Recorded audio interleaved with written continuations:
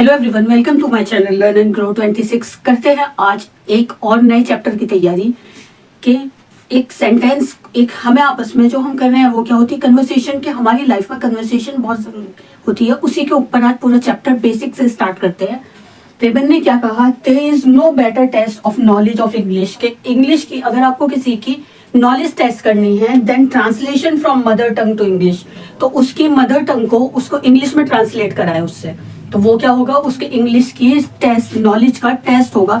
इससे बेटर कोई टेस्ट नहीं है। अगर आप किसी का टेस्ट लेना चाहते हैं इंग्लिश का तो उसकी ट्रांसलेशन को उससे इंग्लिश में ट्रांसलेट कराए मदर टंग को उसकी, तो वो क्या होगा उसका सबसे बेस्ट टेस्ट होगा उसकी नॉलेज का इंग्लिश की का। तो एक ये बात हमें क्या प्रूव करती है कि अगर हम किसी की इंग्लिश टेस्ट करना चाहते हैं तो वो हमें उसका स्ट्रक्चर पता होना चाहिए सबसे पहले सेंटेंस का, कि हम कैसे उसे फॉर्म करेंगे। तो हम आज बेसिक से वही सब स्टार्ट करेंगे जो हमारे एकेडमिक में जरूरत पड़ती है और कॉम्पिटिटिव एग्जाम्स में भी और हमारी डेली लाइफ में भी। क्योंकि अगर जो लोग सब्जेक्ट जिनके जो कॉम्पिटिटिव एग्जाम्स की तैयारी कर रहे हैं उनके पास भी इंग्लिश एज अ सब्जेक्ट होता है, और जो एकेडमिक में तैयारी कर रहे हैं बच्चे उनके पास भी इंग्लिश होता है, और जो नॉलेज गेन करना चाहते हैं इंग्लिश उनके लिए भी सबसे जरूरी क्या होता है बेसिक पता होना कि एक सेंटेंस के स्ट्रक्चर को हम कैसे फॉर्म करते हैं। तो हमें एक स्ट्रक्चर में किस चीज की जरूरत पड़ती है, पार्ट ऑफ स्पीच की भी जरूरत पड़ती है, सब्जेक्ट की जरूरत पड़ती है कि सब्जेक्ट क्या होता है और किसे कहते हैं हम, क्या है सब्जेक्ट, वर्ब की जरूरत पड़ती है, ऑब्जेक्ट की, एडवर्ब की, प्रीपोजिशन की, नाउन की, प्रोनाउन की और इंटरजेक्शन की, मॉडल्स की, बहुत सारी चीजों की हमें एक सेंटेंस के स्ट्रक्चर को फॉर्म करने में जरूरत पड़ती है। तो जब हमारा बेसिक क्लियर नहीं होगा तो हम आगे कैसे करेंगे। आगे हमें बेसिक से ही तो सीखने की स्टार्टिंग होती है हर किसी की, जब छोटी क्लासेस से नर्सरी से ए से जेड हम सीखेंगे तभी तो हम आगे इंग्लिश सीख पाएंगे। उसी तरह एक किसी भी सब्जेक्ट को समझने के लिए जब तक हमें उसका स्ट्रक्चर नहीं पता होगा, या कोई भी नई लैंग्वेज सीखने के लिए सबसे जरूरी क्या होता है एक स्ट्रक्चर पता होना सेंटेंस का, कि हम कैसे फॉर्म करते हैं। और हमें किस किस चीज की नॉलेज होनी चाहिए, हमें इन सब चीजों की नॉलेज होनी चाहिए एक सेंटेंस को स्ट्रक्चर को फॉर्म करने में। टेंस की नॉलेज होनी चाहिए, हम स्ट्रक्चर कैसे फॉर्म करेंगे सेंटेंस का जब तक हम टेंस का नहीं पता होगा। टेंस क्या होता है ये हमने काम पास्ट में करा, ये भी हम कर रहे हैं फ्यूचर में, ये भी हमारा चल रहा है और ये भी हमारा कंप्लीट नहीं हुआ, ये उसने थोड़ी देर पहले ही कंप्लीट करा है, ये सब क्या है ये टेंस कहलाते हैं। जो 12 टेंस होते हैं तो हमें उसकी नॉलेज होना भी जरूरी है। और एक सब्जेक्ट में और वर्ब में क्या है आपस में अग्रीमेंट होता है कि जो सब्जेक्ट है वो जो काम करेगा वो वर्ब कहलाता है, तो वो क्या आपस में दोनों में अग्रीमेंट है उसकी नॉलेज होनी चाहिए हमें।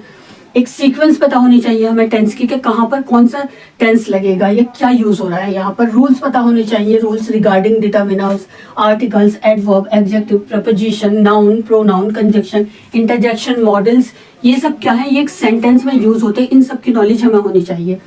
रिपोर्टेड स्पीच की डायरेक्ट इनडायरेक्ट, उसने मुझसे ये कहा मैंने उससे, उसने वो मुझसे पूछ रहा था कि वो तुमसे क्या कह रहा है, ये सब क्या है डायरेक्ट और इनडायरेक्ट स्पीच में आती है। वॉइस की नॉलेज होनी चाहिए, वॉइस क्या है कि जो काम हमने करा वो क्या है एक्टिव वॉइस, जो किसी और से करा है वो क्या पैसिव वॉइस। और सेंटेंस किस किस तरीके के होते हैं, सिंपल होते हैं, कंपाउंड होते हैं, कॉम्प्लेक्स होते हैं, अफर्मेटिव होते हैं, नेगेटिव होते हैं, कितने सारी टाइप्स होती हैं एक सेंटेंस में, इतने सब चीजों की हमें नॉलेज होनी चाहिए और इन सब चीजों की हमें जरूरत पड़ती है एक सेंटेंस को फॉर्म करने में। तो आज हम बेसिक से क्या करेंगे कि एक सेंटेंस को हम कैसे फॉर्म करते हैं और क्या सब्जेक्ट होता है, क्या ऑब्जेक्ट होता है, क्या वर्ब होता है और किन किन चीजों की हमें जरूरत पड़ती है, वो सब हम एक सेंटेंस के थ्रू करेंगे।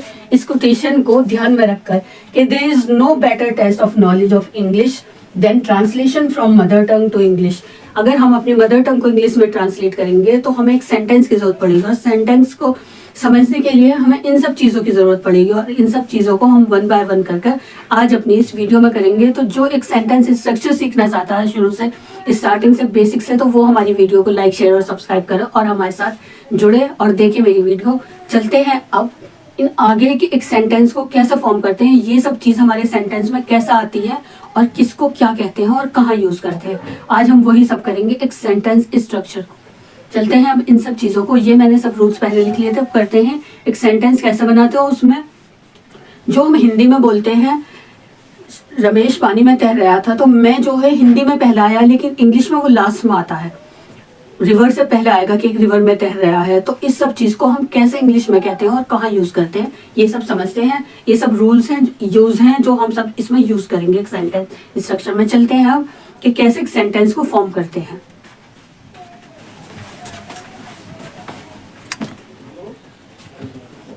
हमें समझना है कि सब्जेक्ट क्या होता है। सब्जेक्ट होता है कर्ता, कर्ता क्या है, जो सेंटेंस हमारे हैं, कर चुके, किसने, कहाँ, कैसे या कर रहे हैं, वो सब सेंटेंस क्या कहलाते हैं हमारे, वो हमारे सेंटेंस। हम उन सब जब सेंटेंस में हम सब्जेक्ट, ऑब्जेक्ट और वर्ब का यूज करते हैं, जहाँ जो है, कौन, कहाँ, कैसे, किन्होंने, ये सब सेंटेंस जो लास्ट में है से खत्म होते हैं, उनमें हम क्या यूज करते हैं, हम सब्जेक्ट कर्ता का यूज करते हैं। क्या है, कौन कर रहा है, कर्ता कर रहा है, और वर्ब क्या होती है, क्रिया होती, और ऑब्जेक्ट क्या होता है, कर्म होता है। तो राम फुटबॉल खेलता है, जो है से, हूँ से, किसने, कहाँ, किन्होंने, ये सब सेंटेंस जो हमारे जहाँ से लास्ट होते हैं, उन सब सेंटेंस में हम क्या यूज करते हैं, हम सब्जेक्ट का यूज करते हैं, वर्ब का और ऑब्जेक्ट का।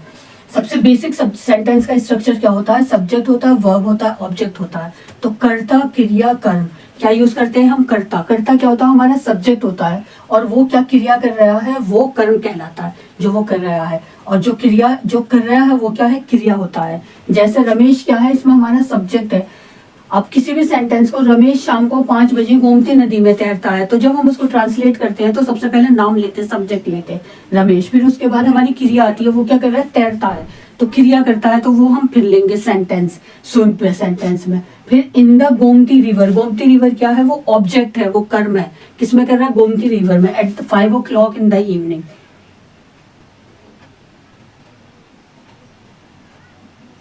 क्या कर रहा है, वो 5 बजे गोमती नदी में तैरता है। तो सब्जेक्ट क्या हुआ हमारा, रमेश हुआ, स्विम क्या हुआ हमारा, वर्ब हुआ, गोमती नदी क्या हुआ हमारा, ऑब्जेक्ट हुआ, कर्म हुआ। ये हमारा कर्ता है, ये क्रिया है, और ये कर्म है। एक बेसिक स्ट्रक्चर में सेंटेंस में कर्ता, क्रिया और कर्म आते हैं।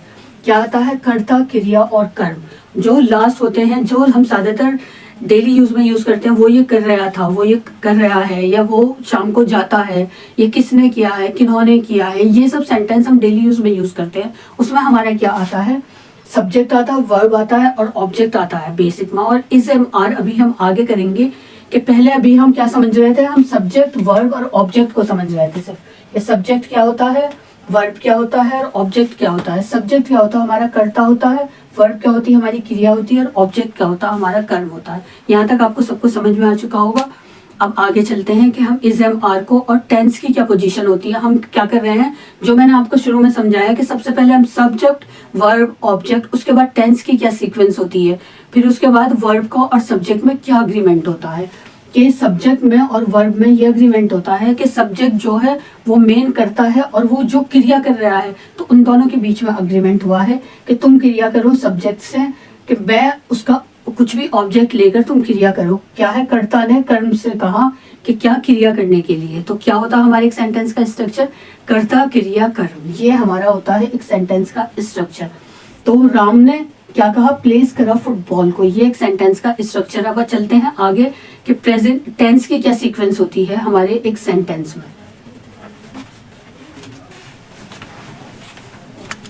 टेंस क्या होता है, टेंस की सीक्वेंस क्या होती है, हम एक स्ट्रक्चर बनाने में क्या है जो काम चल रहा है। ज्यादातर हमारे प्रेजेंट टेंस में क्वेश्चन होते हैं, सेंटेंस होते हैं, ज्यादातर प्रेजेंट टेंस में होते हैं कि राम क्या है, फुटबॉल खेल रहा है। तो हम उसमें कैसे करेंगे, हम सब्जेक्ट के साथ में, अभी हमने बताया आपको कि सब्जेक्ट क्या होता है, कर्ता होता है, सब्जेक्ट के साथ में हम इज, एम और आर लगा देते हैं, और फिर उसके बाद हम वर्ब की फोर्थ फॉर्म लगाते हैं जो कहलाती है वर्ब की, और ऑब्जेक्ट लास्ट में लगा देते हैं। तो ये क्या कहलाता है हमारा sentence, structure of sentence in tense. Tense में कैसे करते हैं, तो हम इज, एम, आर इससे पता लगाते हैं कि हमारा वो सेंटेंस, और इस फोर्थ फॉर्म से कि वो हमारा प्रेजेंट टेंस में है, पास्ट टेंस में है, कि फ्यूचर टेंस में है, जो काम हो चुका है, चल रहा है, या हम करेंगे आगे। तो उससे हमें पता चलता है कि स्ट्रक्चर ऑफ सेंटेंस क्या कहलाता है। यहाँ तक तो बहुत आसान होता है, सबको पता होता है कि सब्जेक्ट क्या होता है, कर्ता होता है, और क्रिया होती है, वर्ब होती है, और ऑब्जेक्ट क्या होता है, कर्म होता है। तो हम बेसिक से स्टार्ट कर ये सब कुछ रिवाइज कर अभी हम आगे प्रेजेंट टेंस, सारे टेंसेस पे पहुंचेंगे फिर उसके बाद। लेकिन अभी हम बेसिक से स्टार्ट कर रहे हैं, तो पहले हम ये सब रिवाइज करते हैं कि एक सेंटेंस में क्या होता है। सबसे पहले सब्जेक्ट होता है, वो क्रिया करता है, और जो कर्म से क्रिया करता है वो कर्म कहलाता है, वो ऑब्जेक्ट कहलाता है। फिर उसके बाद हम इज, एम, आर लगाते हैं, और वर्ब की फोर्थ फॉर्म से हमें पता चलता है कि वो काम चल रहा है, हो चुका है, या आगे होगा। उससे हमें पता चलता है कि वो कौन सा टेंस यूज हुआ है। कैसे, ये हुआ हमारा सब्जेक्ट राम, इज, वर्ब की फोर्थ फॉर्म क्या होगी, प्लेइंग, ऑब्जेक्ट क्या हुआ, football. Ram is playing football. तो ये क्या हुआ हमारा, इससे पता चला हमें कि ये हमारा प्रेजेंट कंटिन्यूअस टेंस है। कौन सा टेंस है ये? प्रेजेंट कंटिन्यूअस टेंस है ये हमारा। ये क्या है? प्रेजेंट कंटिन्यूअस टेंस है। तो इससे हमें टेंस की सीक्वेंस का पता चलता है। ये क्या है? प्रेजेंट कंटिन्यूअस टेंस है कि जो जिस चीज में अगर वर्ब में आईएनजी इंग लगी होती है तो वो प्रेजेंट कंटिन्यूअस टेंस है, और ईडी लग जाएगी तो वो हो जाएगा पास्ट टेंस हो जाएगा, और विल लग जाएगा तो वो फ्यूचर टेंस हो जाएगा। ये सब आपको पता है, लेकिन अभी आगे चलकर और खुलकर करेंगे बाकी के टेंसेस। अभी हम सिर्फ सेंटेंस की स्ट्रक्चर समझ रहे हैं। राम इज प्लेइंग फुटबॉल, तो ये हमारा सब्जेक्ट हो गया, ये हमारा इज एम आर हो गया, ये हमारा वर्ब की फर्स्ट फॉर्म, और ये हो गया। एक सेंटेंस और करते हैं, Ram wrote a book. Ram ने एक किताब लिखी। इसका क्या हुआ? राम ने एक किताब लिखी। तो यहाँ पर हमारा क्या हो गया? ये हमारा पास्ट हो गया, ये हमारा सब्जेक्ट हो गया, और ये हमारा ऑब्जेक्ट हो गया। कि रोट क्या हो गई? ये हमारा पास्ट इंडेफिनाइट टेंस हो गया। कौन सा टेंस हो गया? Past indefinite tense. जो काम हम कर चुके, वो लिख चुका, उसने एक बुक लिखी, तो वो क्या होगा हमारा? वो पास्ट हो गया, और ये हमारे क्या हो गया? फ्यूचर हो गया। तो इस तरीके से हम टेंस की सीक्वेंस का पता लगाते हैं। अब चलते हैं आगे। इसके बाद ये बहुत छोटी छोटी चीज़ें, तो इसलिए हम थोड़ा थोड़ा कर रहे हैं, हम अपना बेसिक रिवाइज कर रहे हैं कि एक सेंटेंस में हमें किस चीज़ की और कहाँ कहाँ और कितनी जरूरत पड़ती है और किसकी हमें नॉलेज होना ज़रूरी है। तो हमें इन सब चीज़ की नॉलेज होना ज़रूरी है एक सेंटेंस का स्ट्रक्चर बनाने में पहले। अब चलते हैं और आगे।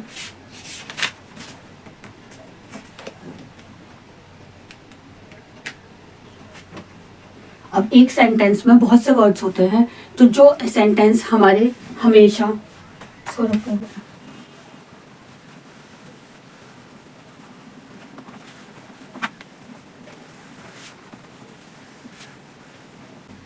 जो सेंटेंस हमारे हमेशा हमेशा कभी नहीं, कभी नहीं या फिर अक्सर इन वर्ड से शुरू होते हैं, तो हम सेंटेंस में उन्हें क्या करते हैं? हम इन वर्ड्स का इनका हम क्या करते हैं? सेंटेंस में हम वर्ब से पहले लगाते हैं। कहीं भी हमें हमेशा, कभी नहीं, अक्सर ऐसे वर्ड दिखे तो वो क्या करेंगे? हम वर्ड से पहले लगाएंगे, वर्ब से पहले, क्रिया से। कैसे? वह हमेशा सच बोलता है, वह हमेशा सच बोलता है। ऐसे सेंटेंस को हम कैसे बनाएंगे? और एक और ले लेते हैं। राम अक्सर यहाँ आता है,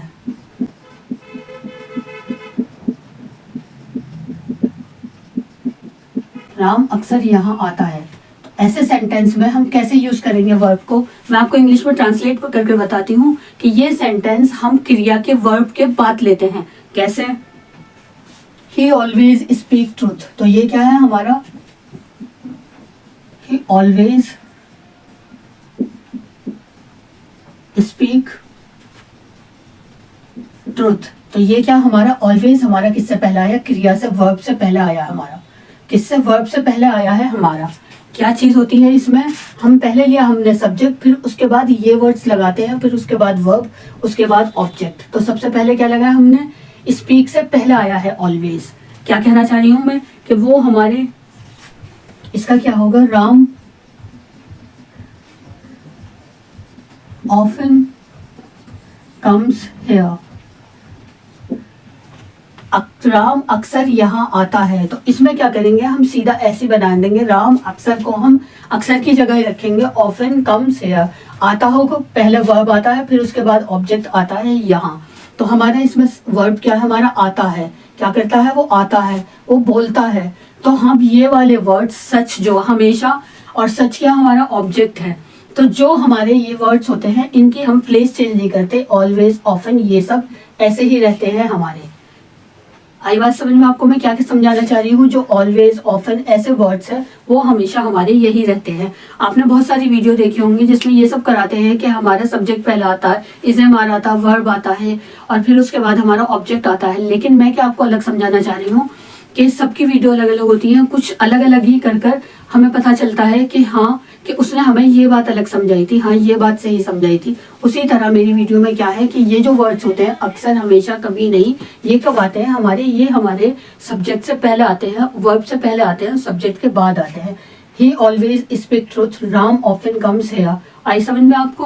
अब चलते हैं आगे। प्रपोजिशन हम कहाँ और कैसे लगाते हैं, ये सब मैं आपको क्या समझा रही हूँ। एक सेंटेंस स्ट्रक्चर में सबने आपको बताया होगा कि प्रेजेंट टेंस कंटिन्यूअस वर्ब होता है, लेकिन आपको किसी ने ये बताया कि ऐसे वर्ड्स कहाँ आते हैं, और अगर बताया भी हो तो मेरा अलग है, उनका भी अलग है।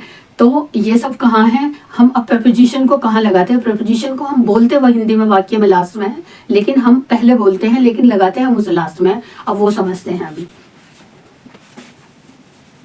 आई थिंक आपको ये सब समझ में आ गया होगा कि ऑलवेज, हमेशा, कभी नहीं, ऐसे वर्ड्स हमारे हमेशा सब्जेक्ट के बाद आते हैं और क्रिया से, वर्ब से पहले आते हैं। वो आई समझ में। अब हम प्रपोजिशन की पोजीशन समझते हैं कि हम प्रपोजिशन को कहाँ लगाते हैं।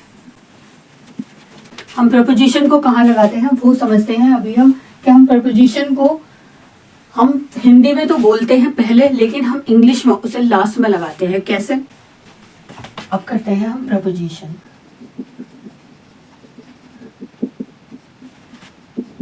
राम नदी में तैरता है। तो इसमें क्या है, राम क्या हुआ हमारा यहीं पर रहेगा, राम। फिर उसके बाद क्या है हमारा वर्ब आएगा, तैरता है, स्वयं। अब जो हमारा ये मैं है, ये हमारा तैरता से पहला है, लेकिन इसमें क्या हमारा लास्ट, इसमें तैरता के बाद आएगा, इन द रिवर। आया समझ में आपको? राम नदी में तैरता है, राम स्विम्स, और ये मैं नदी से पहले था, तैरता से पहले था, तो ये हमारा तैरता के बाद आएगा इसमें। यहाँ पर हमारी इसकी पोजीशन चेंज हो जाती है प्रपोजिशन में। जो हमारा वर्ब से पहले आता है हिंदी में वाक्य में मैं, वो हमारा इंग्लिश में लास्ट में लगता है, स्विम्स इन द रिवर। तो इस तरीके से होता है। ये हमारा सब्जेक्ट है, ये वर्ब है, और ये हमारा प्रपोजिशन है इन, तो ये हमारा तैरता के बाद आएगा इसमें। एक और सेंटेंस के थ्रू समझते हैं। किताब टेबल पर रखी है,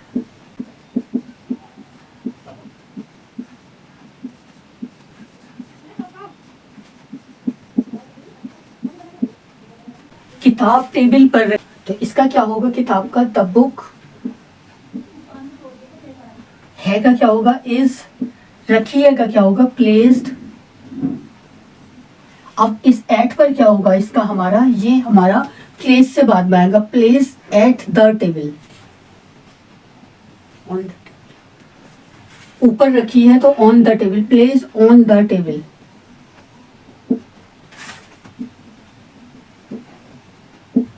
तो ये हमारे क्या हो जाएगा, ऑन रखी है, उसके ऊपर रखी है, टेबल पर रखी है। तो the book is placed on the table. इस पर का मैं मीनिंग समझाना चाह रही हूँ आपको। ये रखी है से पहले आया है, लेकिन हमारा इंग्लिश में क्या है, ये रखी है के बाद आएगा, is placed on the table. आइए आपको समझ में कि हमारा प्रपोजिशन क्या है, वो हमारा वर्ब के बाद आता है। हिंदी में हमारा वो वर्ब से पहले होता है, लेकिन इंग्लिश में वो हमारा वर्ब के बाद आता है, इज ऑन द टेबल। अगर अंदर रखी होती हो तो एट द टेबल हो जाता वो, और अगर नीचे रखी होती हो तो इन द टेबल हो जाता वो। तो इसी तरीके से हमारा प्रपोजिशन क्या है, हमारा वो वर्ब के बाद आता है। हमारा जो हिंदी में हमारा पहला होता है, वो इंग्लिश में हमारा बाद में आता है, वर्ब के बाद आता है। ये तो हमने प्रपोजिशन समझा, सब्जेक्ट समझा हमारा कहाँ आता है, वर्ब हमारा कहाँ आता है, उसके बाद हमारा टेंस हम कहाँ लगाते हैं, इज हमारा, उसके बाद हमने समझा प्रपोजिशन कहाँ लगाते हैं। अब हम प्रैक्टिस करते हैं टेंस की, कि हम सेंटेंस में सिंगुलर पर्सन के साथ कौन सा टेंस यूज करते हैं और प्लूरल पर्सन के साथ कौन सा टेंस यूज करते हैं। अब हम वो करते हैं उसकी प्रैक्टिस के टेंस में। अभी हमने क्या समझा है, सब्जेक्ट कहाँ आता है, वर्ब कहाँ आता है, और उसके बाद हमारा प्रपोजिशन कहाँ आता है हमारे सेंटेंस स्ट्रक्चर में, और हम टेंस में कैसे इज एम आर यूज करते हैं और कैसे उसका पता चलाते हैं सीक्वेंस का कि कहाँ कौन सा आएगा। अब हम करते हैं प्रैक्टिस इनकी टेंस की, कि 2-3 सेंटेंस के थ्रू कि कहाँ पर हम कौन सा सेंटेंस में किस उसमें सेंटेंस में कौन सा टेंस लगाते हैं और कहाँ लगाते हैं। उसके बाद हम सेकंड चैप्टर करेंगे, कल से हम टेंस स्टार्ट करेंगे, प्रेजेंट कंटिन्यूअस टेंस है उसके सेंटेंस की प्रैक्टिस करेंगे।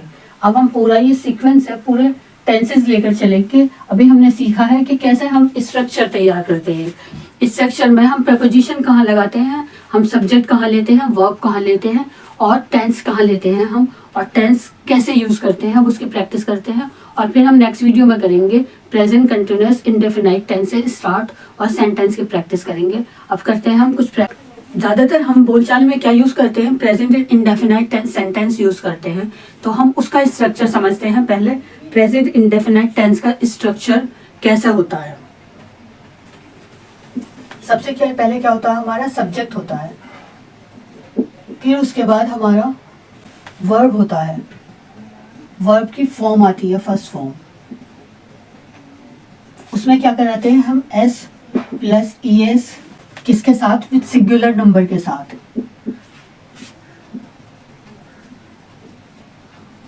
सिंगुलर नंबर के साथ, और थर्ड पर्सन में किसके साथ, प्लस थर्ड पर्सन के साथ।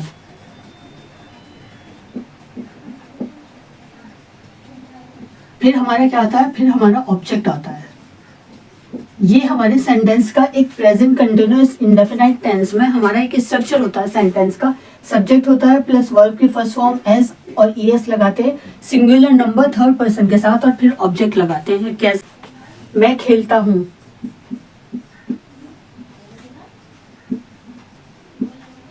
मैं खेलता हूँ, ये क्या है, ये हमारा सब्जेक्ट हो गया। ये हमारा क्या हो गया, ये हमारा वर्ब हो गया। और तो इसको हम इंग्लिश में कैसे बनाएंगे, आई प्ले, क्या करेंगे, आई प्ले, इंग्लिश में क्या कर देंगे, मैं खेलता हूं, आई प्ले।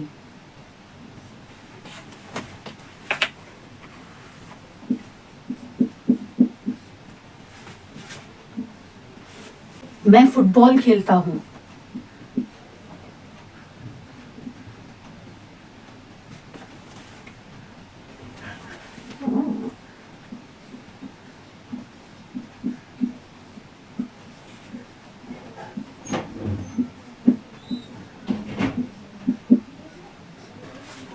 मैं प्रतिदिन फुटबॉल खेलता हूँ,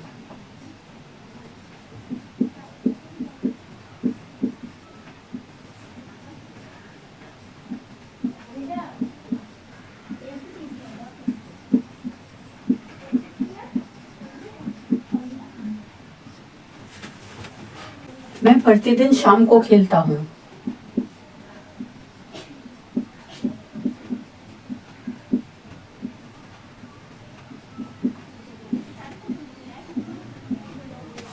मैं प्रतिदिन शाम को फुटबॉल खेलता हूँ,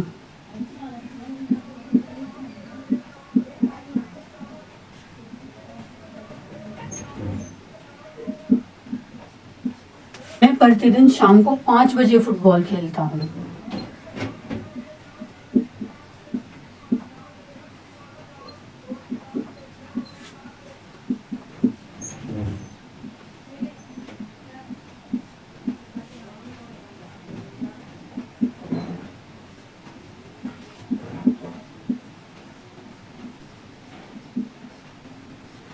ये वो सेंटेंसेस हैं जो हम अक्सर यूज करते हैं।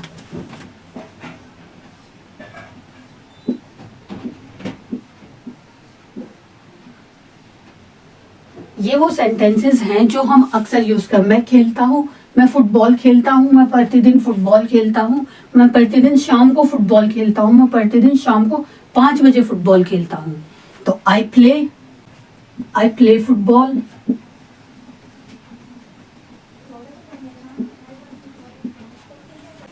I play football daily.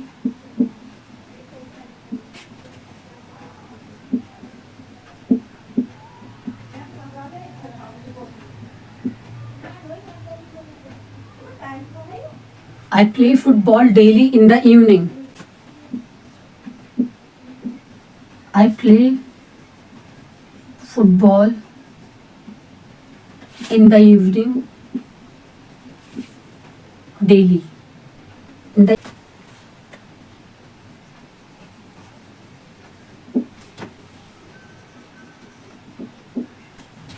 मैं प्रतिदिन शाम को 5 बजे फुटबॉल खेलता हूँ। I play football at 5 o'clock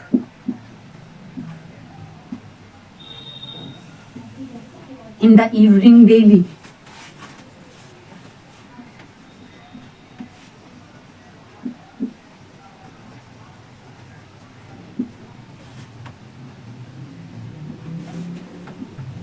अब आप समझिए इन सबका स्ट्रक्चर देखिए। मैं खेलता हूँ, आई प्ले। मैं फुटबॉल खेलता हूँ, आई प्ले फुटबॉल। मैं प्रतिदिन फुटबॉल खेलता हूँ, आई प्ले फुटबॉल डेली। तो ये जो डेली होगा, ये प्रतिदिन, इसे हम लास्ट में लगाएंगे डेली। पहले क्या होगा, पहले सब्जेक्ट होगा मैं, फिर उसके बाद खेलता हूँ वर्ब होगा, फिर उसके बाद ऑब्जेक्ट होगा, फिर उसके बाद डेली होगा प्रतिदिन ऑब्जेक्ट। मैं प्रतिदिन शाम को फुटबॉल खेलता हूँ, I play football in the evening daily. ये प्रतिदिन हमेशा लास्ट में जाएगा। कभी भी हम हिंदी का इंग्लिश में ट्रांसलेट करते हैं तो जो शुरू के वर्ड्स होते हैं सब्जेक्ट को छोड़कर वो लास्ट में चले जाते हैं, और जो वर्ब होता है वो पहले आता है। प्रपोजिशन क्या होता है, वर्ब के बाद आता है। मैं आपको ये समझाना चाह रही हूँ, ये स्ट्रक्चर समझाने की कोशिश कर रही हूँ तब से, कि जो हम हिंदी से इंग्लिश में ट्रांसलेट करते हैं, मैंने शुरू में क्या लिया है, रिबन की वो कोटेशन ली है जिसमें वो कहते हैं कि अपनी मदर टंग को इंग्लिश में ट्रांसलेट करो। तो हम जो अपनी मदर टंग को ट्रांसलेट करते हैं, तो जो हम लास्ट में बोलते हैं वो हमारा पहले वर्ब आता है, फिर उसके बाद हमारा ऑब्जेक्ट आता है। और जो हम ये यू वर्ड्स लगाते हैं, कभी नहीं हमेशा, ये तो हम पहले लगाते हैं सब्जेक्ट के, लेकिन जो ये प्रतिदिन होता है और ये शाम में होता है, ये हमारा प्रतिदिन लास्ट में आएगा, डेली लास्ट में आएगा हमारा। आई प्ले फुटबॉल। अब 5 बजे एट 5 o'clock क्या है, फुटबॉल। प्ले हमारा सब्जेक्ट हो गया और वर्ब हो गया, और उसके बाद हमारा ऑब्जेक्ट हो गया। फिर जो बाकी के वर्ड्स होंगे वो हमारा, जो हमारे प्रतिदिन और रेगुलरली, ये सब हमारे क्या आते हैं, लास्ट में आते हैं। एट 5 o'clock पहला आएगा, इन द इवनिंग डेली। डेली हमेशा लास्ट में आएगा। ऐसे आप समझ रहे हैं ना मैं क्या समझाने की कोशिश कर रही हूँ, कि हमारा सेंटेंस स्ट्रक्चर ऐसे बनता है। और ये हम, इससे हमें टेंस का पता चलता है कि क्या है, वो खेल रहा है तो वो क्या है, बी कर रहा है। अगर वो खेल रहा होता तो वो लास्ट में होता। टेंस की सीक्वेंस हमें ऐसे पता चलती है। आई प्ले फुटबॉल, जो काम अभी हो रहा है, हम ज्यादातर ये सेंटेंसेस यूज करते हैं कि कर रहा है, कर रहे हैं, कर रहे हैं, कहेंगे, किसने कहा, कहा था, कहे थे। ये सब वर्ड्स हमारे डेली यूज में सिंपल सेंटेंस में आते हैं, और इनमें हम ऐसे ये वाला स्ट्रक्चर रखते हैं सेंटेंस का हमेशा, और ऐसे यूज करते हैं। तो आज के लिए इतना ही। अब कल मिलेंगे प्रेजेंट इंडेफिनाइट टेंस की और प्रैक्टिस कर ऐसे सेंटेंसेस की, कि हम उन्हें का कैसे स्ट्रक्चर बनाते हैं, कैसे फॉर्म करते हैं। अभी आपने जाना, मैं खेल रहा हूँ, आई प्ले। मैंने फुटबॉल खेलता हूँ, आई प्ले फुटबॉल। मैं प्रतिदिन फुटबॉल खेलता हूँ, आई प्ले फुटबॉल डेली। मैं प्रतिदिन शाम को फुटबॉल खेलता हूँ, play football in the evening daily.